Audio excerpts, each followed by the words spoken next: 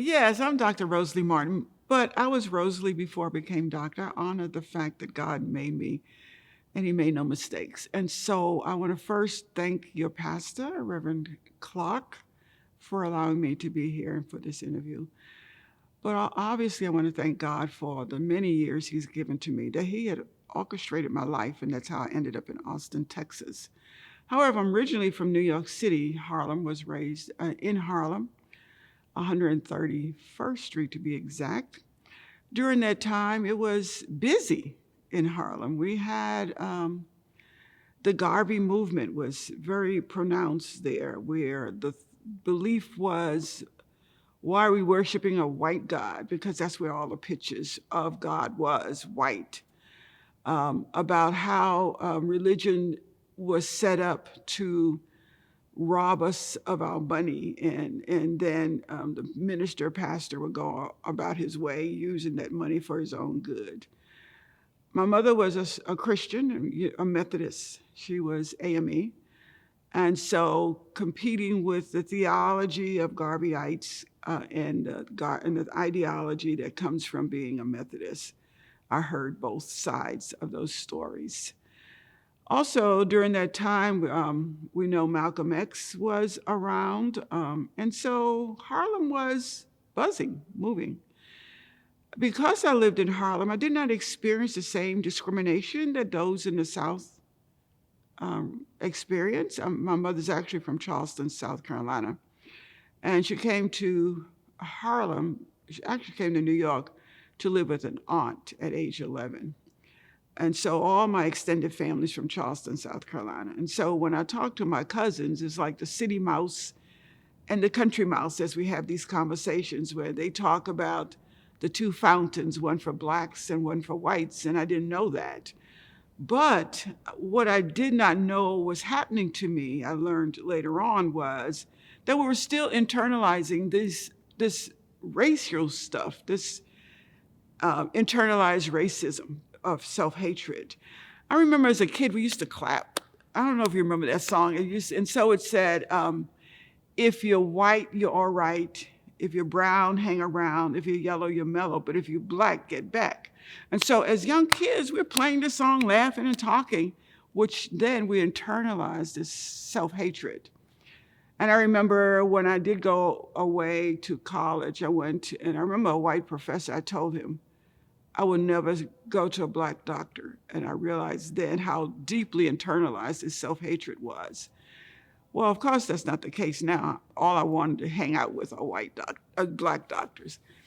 So I ended up in Texas because I married someone who was in El Paso, who was in a military station in El Paso, Texas. So that was my first entry to Texas, thinking cowboys and Indians were all around. And I heard of Houston, but no place else. So I ended up in El Paso in the military with my ex-husband. And that's how I ended up in Texas. But God orchestrated all this stuff. I believe he put all these little pieces of puzzles to get me to where I needed to go. And as a result, I spent 2 years in El Paso, got my undergraduate degree, which was at Texas Western, now the University of Texas in El Paso. And then I came to Austin, Texas to get a master's in social work. I was offered a scholarship, and so my husband and I moved. We had no children at the time. So we moved here to Austin for that purpose, to go to the School of Social Work. When I graduated from UT in El Paso, which was Texas Western, I had decided that I wanted to be a social worker because my family was raised on welfare in New York City. And I remember that if you were poor on welfare, your human rights were taken. There was a time that there was a law that allows welfare workers to come to your house at any time, day or night, to determine if you had anything of wealth that you shouldn't have, or if you had a man in a house and should not be there. And so I decided I wanted to see the other side of this because of the experience I had. So the period between getting a degree in sociology at the University of Texas, El Paso, and coming to the School of Social Work, UT Austin, I went to New York and spent 3 months, got a job in working as a social worker. Um, Spent time with my mom during that time. My husband then was left back in Austin and joined David Chapel Missionary Baptist Church, and that's where I still am at David Chapel. Our pastor's Pastor Parker, then it was Reverend Obie. And so I've been at David Chapel since 1967, with a little break because my husband became a minister and became a minister at Sweet Home here in Austin. So I had a little break, but I had to come back home. And so that's where I am right now, David Chapel. I came back, got a degree, and I got a job working in children's mental health in a residential treatment center for children with emotionally disturbed kids.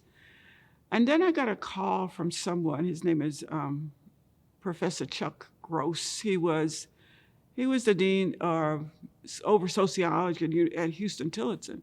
So he had called me and said, we had hired somebody, but the person left and recommended you. So that's the beginning of my time at Houston-Tillotson. It was not planned. It wasn't anticipated. I was going to be a social worker. That was my life goal. But God had something other and different for me to do. So after much contemplation, I decided I went. And so I went to HT. What I didn't say was, when I came to Austin, we couldn't find any place to stay. The law had been passed to prevent discrimination against housing. However, there's a lag in passing a law and implementing a law. In Texas, knowing what Texas is, they didn't want that to happen. So I went to an area called the Tarrytown area. I didn't know anything about the city of Austin. And I answered an ad for an apartment. Did it 3 times in various parts of the city, and each time I was rejected because I was Black. And the way they said it, one person said, "Oh, it's rented." You've heard that before. Another one stuttered and said, "These are my mom's apartment, and we don't want anybody else to leave." And so that was that. And then other ones is just is rented and just shut the doors and stuff like that. I know they were lying because one of them I decided after I left, I called and said, change my voice. You know how you do, speak white. And I said, "I'm really interested in this apartment." He said, "Yeah, come on down and look at it." Now, this is the same person that told me it was rented. So that was my main experience here in Austin with segregation. My kids went to school in the neighborhood, but when they started busing, they eventually ended up at Campbell Elementary School, which is a Black school. So my Black kids was bused to a Black school. An interesting phenomenon because the Black kids thought my kids were too white to be there. And the white kids thought they were too Black. And so when they got to Campbell, I didn't know until they were adults that they shared with me that every day they had to support each other and stand up for each other because the Blacks didn't accept them and the whites rejected them. And so that's part of what this segregation and this discrimination does, only to kids, but to other people. So that's kind of how I ended up in Austin. That's how I ended up at HT and how I ended up being at Houston-Tillotson. 50 years at Houston-Tillotson. And I often thought, how is it that I ended up 50 years? My training was in social work, and I realized God had me to train in that area to work with students. They knew I was a go-to person. They knew I understood. I appreciate them. And even though we were able to separate courses and requirements, they knew you better get your work done. Turn in your papers, no play here. But they also knew that I was a safe person and we can talk about real issues in their life. And so that's how I was able to integrate those two things. I worked under 4 presidents. I went to Houston-Tillotson in 1973. Dr. King was president. He became president in 1965. After him, Dr. McMillan became president in 1988. And then Dr. Irvin became president 2000, and Dr. Burnett became president 2015. So I worked under those four presidents, and our current president came in 2022, and I worked with her for 9 months before I retired. So there are five presidents, but my book only covers the four of them. I do mention in it that Dr. Wallace became our new president. So she's just mentioned as the new president, but that's pretty much it about her. I had decided to write a book about Dr. McMillan, actually.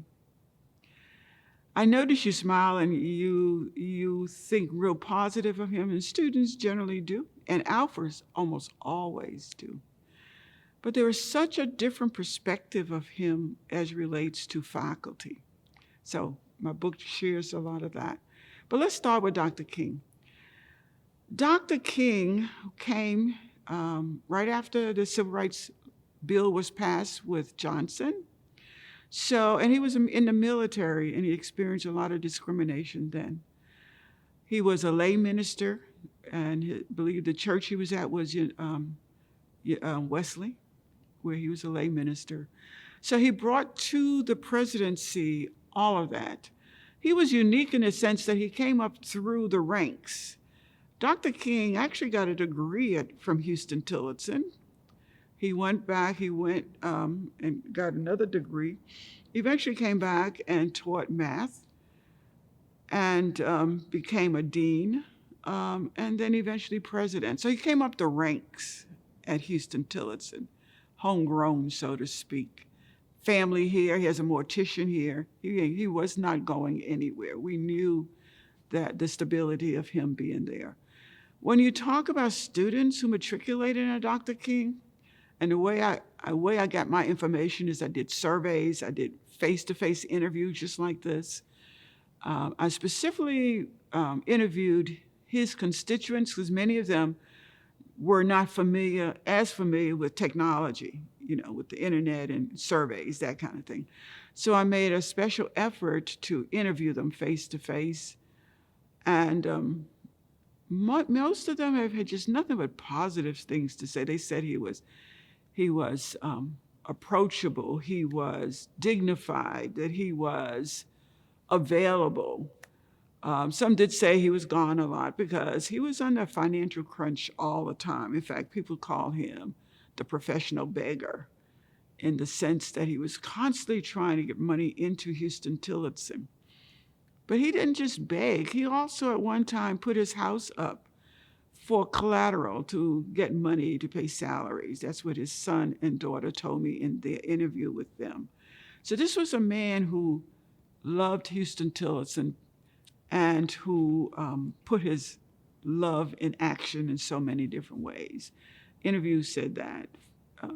Surveys said that about Dr. King. And unfortunately for me, I was a new professor. I didn't get to know him as well. And after I did this research, I kept on thinking, I wish I had known him better, spent time with him more, but I didn't do that. So Dr. King decided to leave and recommended Dr. McMillan, who had been on the board. He came to the board because of his affiliation with the Church of Christ.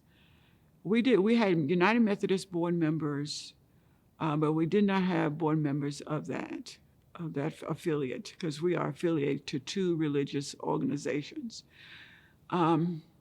So he came in that capacity, and he came from his ministry with other HBCUs and other universities of his religious affiliate, so that he was on the board. And when it was time for Dr. King to step down by choice, there was a search. 2 persons came for an interview, but the board decided unanimously on Dr. McMillan. It was not the choice of many faculty and staff, but the board, they're the ones who make final decisions. Dr. McMillan came, and he was very charismatic and very outgoing. He got to know people by name, students by name. He had an open door policy so that students knew they can go to Dr. McMillan and have an opportunity to interact with him. All the things that we like our presidents to do, to be available. However, there was a dark side to Dr. McMillan. If you read my book, it was the dark side of him that made me say, I'm going to write a book on this president. So what I did was I accumulated everything, that all the memos, all the letters, all the journals, all the magazines, all the newspaper articles on Dr. McMillan. And so most of the information came from that, although in the archives, we do have some board reports. Dr. King's information came from interviews, but we did have a lot of material on Dr. King in the archives. His board reports, many of which were handwritten, because they didn't have the kind of technology we had. Many of his papers from the military and his papers, and he was a lay minister, some of his sermons, found those things in HT's archives. McMillan did not have that kind of presence. In fact, I had asked him when I did interview him 17 years after he left the presidency, if we could have any of his papers. He said yes, and then he died, and I don't know where they are. So I depended largely on articles, newspapers, letters, which are authentic in terms of doing this research. So some of the stories on McMillan included that there was a lot of faculty unrest throughout his administration. The impression was that if he could run an institution without faculty, he would. There were times that he would take student sides against faculty side. He has told a student to tell the professor to change the grade because he's the one who signs the check. Now, whether or not that's what he actually said, we do know I had a professor when I was chairperson who quit because he refused to change the grades. So there was a lot of stuff that went on under Dr. McMillan. We don't have the time to talk about that, but you may read my book. The name of the book is Thier Stories, Our Stories, 4 Presidents of Houston Tillotson University. The cover looks like this. So we have a cover of it. And the book is due to come out in end of January, so it will be available for us. So then the other piece about Dr. McMillan is that when he left, our institution was on warning. When we talk about reaccreditation, warning means that there's a lot of work that needed to be done in order to keep the institution healthy, alive, and accredited. So the next president's job was to get us reaccredited. I thought that was his major accomplishment. The next president was Dr. Irvin. He came in 2000. So Dr. Irvin came in, he was on warning. Within a year, we were on probation. Not because of what Dr. Irvin did, but because of the poor financial happenings under Dr. McMillan and other kinds of things that we needed to do was not done. So Dr. Irvin came right in, organized a team. His sole purpose was to get us reaccredited. And when we did get reaccredited, we had no recommendations, which meant that he did the job and did it right. Under Dr. Irvin, we were changed from a college to a university. We got our first master's program. It was in education. We have established an honors program, and that we now have a clinic on our campus. And the foundation for that clinic came under Dr. Irvin, though it opened under Dr. Burnett. So the thing that people said about Dr. Irvin, once again through surveys and word to mouth, was that he was an absentee president, that though he did all these things, people often did not recognize it. They just knew he wasn't present. He spoke to that in a letter he sent out saying that, the president is often away 60, 75% trying to get money for the institution, et cetera. may be true, but the bottom line is that many students say, I saw him at major affairs, maybe a charter day, maybe graduation, or who is he? And so that was one of the things that came out very loud and strong. In fact, the name of the chapter for him is called Achievement versus Absenteeism, because he made some major achievements during his presidency. Very strategic, and almost everything he set out to do, he did. He was the one who renovated our big White House on campus. We call it the White House, but it was the house that originally was built by students. They built the structure, the stones, and so it's a historical marker. Dr. Burnett came in as the first female since Mary Branch. Mary Branch was the president of Tillerson. And so as the first female president, she came in with her skills of being an engineer. So she pushed for STEM programs for women in STEM. Her theme was genius generation. She called her students genius. As sociology, we talk about the self-fulfilling prophecy. If you put something out there, you say something often enough, long enough, then people either grab it and live according to it. So she constantly talked about her students as the genius generation and said that Austin just didn't know the pearls and that we had on campus. Her whole sole purpose was to go out in the community and bring Austin back into HT and on its campus. Under McMillan actually lost a lot of support from churches, pastors, because of some of the things he did in his life. Dr. Irvin didn't nurture this Austin community in the way that he did outside of Austin. So Dr. Burnett came in with the idea that she wanted to make HT more visible. She wanted a back and forth between HT and the community. So within the first couple of years, we had hundreds of organizations on our campus, activities, and it was intentional. There were persons who worked closely with the community.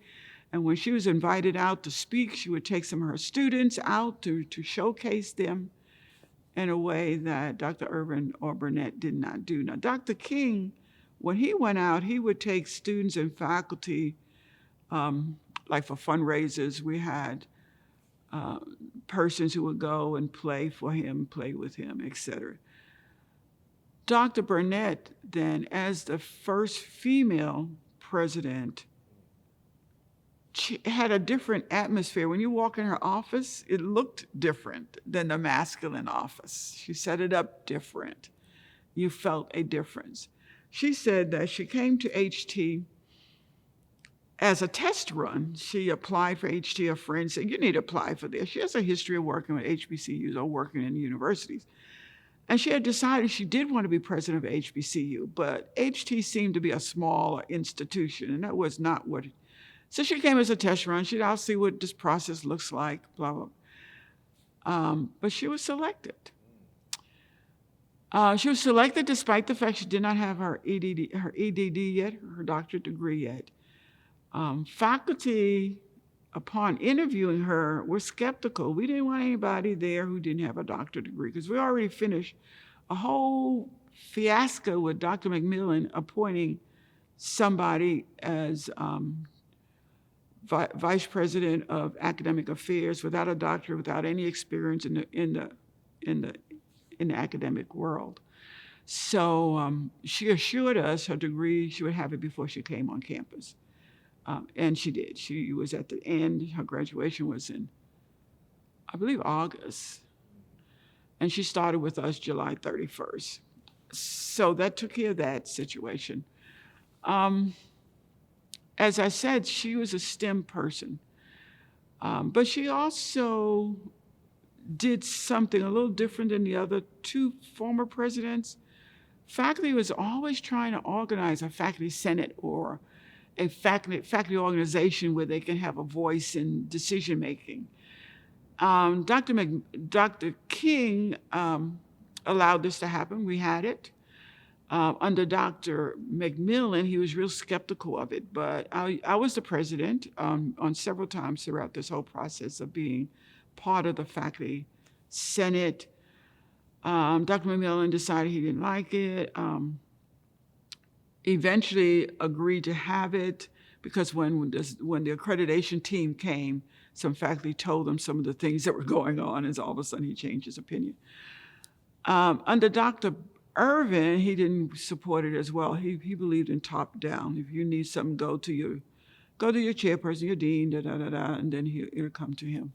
So you can see how presidents matter in terms of that. Dr. Burnett had a semi-open door policy where you have greater access to going in and speaking to her than you did under Irvin, but probably not as much as you did under McMillan, who really did have open door policy, especially for students and faculty who go into. Dr. Burnett came in, and HT was having a real problem with financial aid. So we look at the different presidents came in at different times, and they had to come in running because of things left undone by the previous president. So McMillan came in, we were under Sachs reaccreditation in 1990. Again, in 2000 is when Dr. Irvin came in, again, under Sachs accreditation. Dr. Burnett came in, and she came in under a real serious financial aid problem. Dr. Irvin acknowledged it.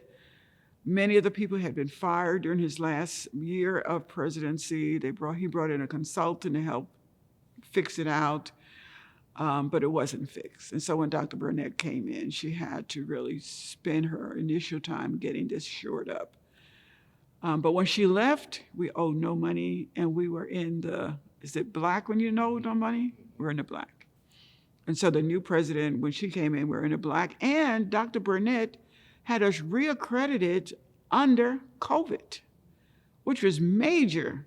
And not much has really been said about it. I guess I don't think I said much about it even in my book, but mention it. So we were reaccredited under Dr. Burnett. And so this president, Dr. Wallace, came in.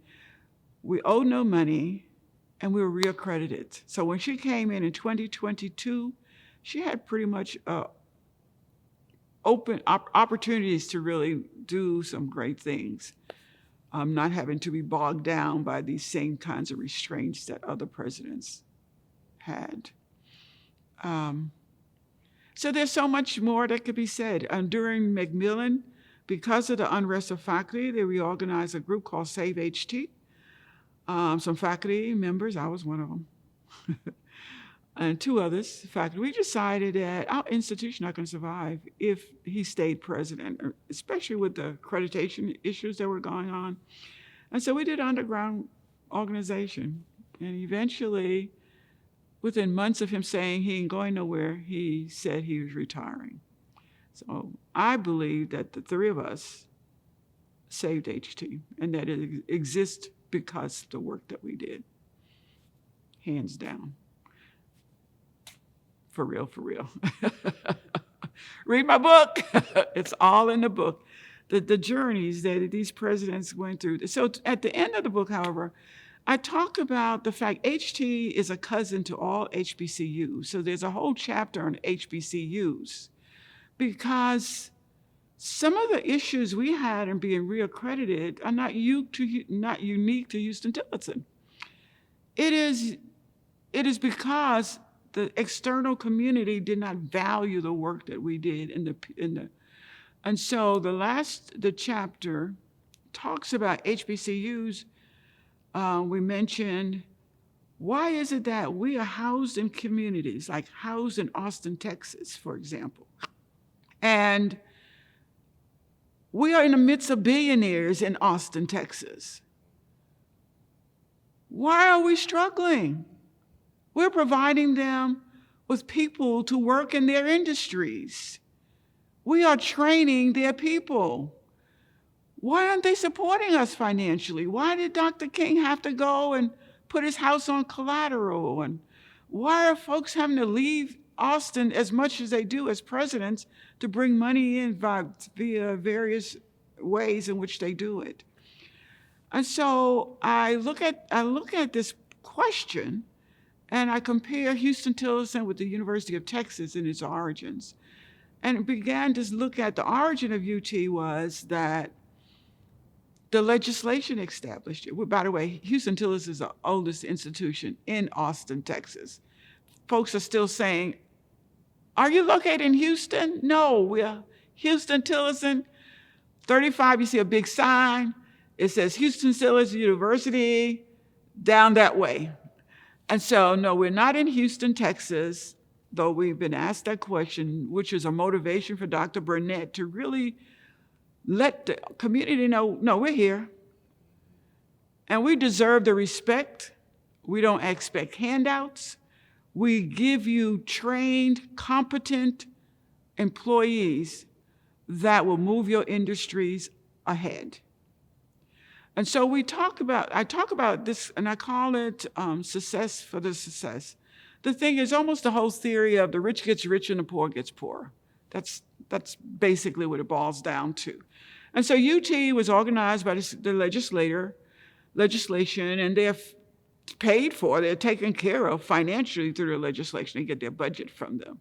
They get money from elsewhere, obviously, but UT is now on one of the flagship state institutions. HT was organized out of the slavery. It was a decision by some of the missionaries, of various missionaries, are thinking these slaves need a place to learn. And so we find that Houston Tillerson came during the Freedmen Bureau time. Slavery's over. And so we find it wasn't HT then. We had Sam Houston Tillerson in Austin, Texas, at different places. And so we find 1877, 1875, 1877. So we have those institutions coming together. UT is in 1880 something. So we are there before. So the question is, what is this about? And I try to answer some of what it's about. It's about when the perception is that this is stellar, this is top of the line, we throw money into it. If the impression is that this is not worthy or provides no value, money's taken away or rejected. Even if internally we're doing the job we're supposed to do, even if internally we're doing the job as well as this institution is doing it, it's the perception of the communities that we'll throw money here, the philanthropists will give money here. And so our greatest amount of money we receive is $3 million. The University of Texas is getting millions of dollars from. What is this about? And so I try to answer some of that in the book as well. So we look at HBCUs, we try to explain why is it that some grow within a community. We also see this phenomenon of the rich gets richer and the poor are poorer, even among HBCUs, because Spelman and Morehouse, and Howard, they get money. During COVID, philanthropists gave them lots of money. Whereas the smaller HBCUs, such as HT, we weren't privileged to that kind of. So you still have the elitists, even among HBCUs, discussed in the book. That's what it's about. So, as you might have seen around my neck, I have this picture, the cover of my book. The publisher and I went around several times to determine what I wanted on the cover. So this was agreed upon with the publisher and I. And the order is you have Dr. King, who's been there the oldest, the longest, and then Dr. McMillan, of course, Dr. Urban, and then Dr. Burnett. That's pretty much what I'm going to say. So when you purchase the book, look for this cover. It'll say a lot inside the pages because it's the dash between the cover and the end that you must read. So the book is now scheduled to be released on the 31st of January. We've had 2 previous due dates. Due to the last due date didn't happen because of the Christmas holiday and the key people that needed to work on the book were not available. The first time, I don't know what was going on. I worked with them. I talked to the publisher and said, "What is going on?" So we had conversations. So now I know because I've worked with the editor, I've worked with the person who does the PDF, and now it's in the hands of a person who does the index. The index is at the back of the book. You can find the list of names and all the pages that you can find these people. So right now the indexer has it, and then the next step will be actual publishing. So yes, it should be published on the 31st. They assured me this time. So I'm excited. And you can get this book from Amazon, put my name in it, Martin. Also for Texas Tech Press, currently until March the 1st, there is a code that you can put into when you go to the page. And the code is 20 Stories, 20STORIES, for a 30% discount. 20 Stories. And Amazon will give you free shipping. Texas Tech will give you that discount. So if you can purchase it before, that'd be nice. I will have some copies, not many, with me for the book signing. But if you can purchase before, I'll be so happy to sign your book. And yes, we're going to have this very first book signing right here at Greater Mount Zion Baptist Church with Reverend Clark, the pastor. So thank you. God is awesome. I retired from Houston-Tillotson in May 2023. Prior to that, the Alumni Association actually gave me this plaque. It was given to me by the Alumni Association at their homecoming game in February 2023. In fact, homecoming is coming up at Houston-Tillotson in February as well. February 22nd will be their game this year, 2025. So that I was thrilled to get this as an acknowledgement of the 50 years that I taught at Houston-Tillotson. As I mentioned earlier, the journey was orchestrated by God. How else would I have been at Houston-Tillotson in Texas if I never came to Texas? And so the very fact that I married someone who was stationed in El Paso, I left New York City to come to Texas, to go to El Paso, to ultimately come here to get a master's in social work. Look at that plan. And because I couldn't find housing, as I said earlier, my husband and I rented a room in a person's house that was like 3 or 4 blocks from Houston-Tillotson. Come on, that's a God thing right there. All the pieces of the puzzle had to come together. And my degree was in social work, never took a course in teaching, how to teach, never went to school for that. And yet I had become a master teacher. And so 50 years later, I left, and since then, the book is coming out, though most of the work was done while I was teaching. And so that's what this is representing, 50 years at Houston-Tillotson. Houston-Tillotson gives out honorary doctorates, infrequently, to persons who they believe made major contributions to the institution. Could be financially, it could be the work that they do in the community. Very often it's alumni, and infrequently a professor. So Dr.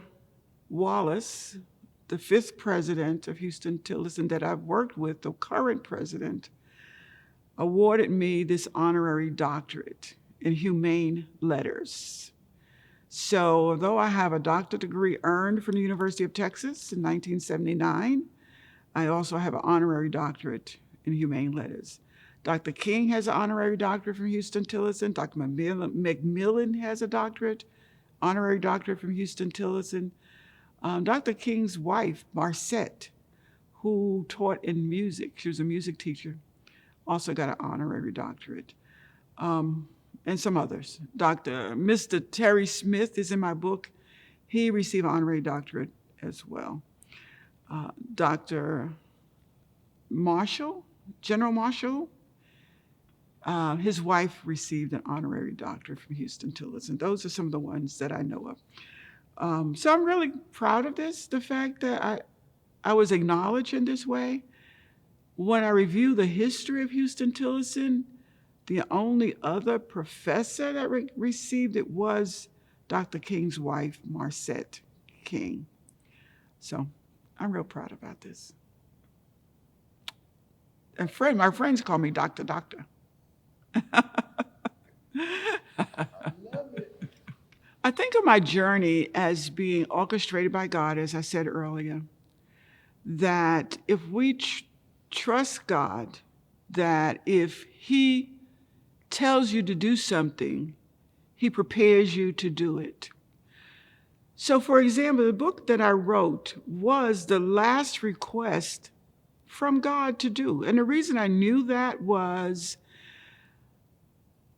I started HT in 1973. I was at the library, Carver Library. They have a table, and on the table they usually have books. And this particular day, I went in, and they had a single book on the table. I picked it up, and the title was Reminiscings of Houston-Tillotson. Never heard the title before, never heard of the author. When I opened the cover, the copyright date was 1973. I said, okay, God, I got this. So I started this process in 2017, and he pretty much gave me the instruction, I'm not letting you go from HT until you finished. I remember the last year before I retired, I said, God, all my friends are retired. Would you release me now? I'm ready for the next, whatever next you want me to do, I'm ready. And I didn't have a publisher. So this person called my dean then. By the way, during my time there, I was the chairperson, social science. I was department head of social science, and I was a dean at Houston-Tillotson. But my dean then sent someone to me who was interested in my writing a very brief account of HT's history. And I said, I'm writing this book. And this person said to me, would you let us publish your book? That's a God thing. I was just writing this book because he told me to write it. They offered to publish the book. So though it's delayed, it's going to be published because he orchestrated everything. So if God tells you to do something, he equips you to do it if you're faithful. And that's what I want to say. I've been faithful. I've been faithful to the work that I've done. Right now I'm writing a novel. I'm an artist. Some of my arts I put on cards and I sell those. I'm faithful. God gives me opportunities. That's what I want to say.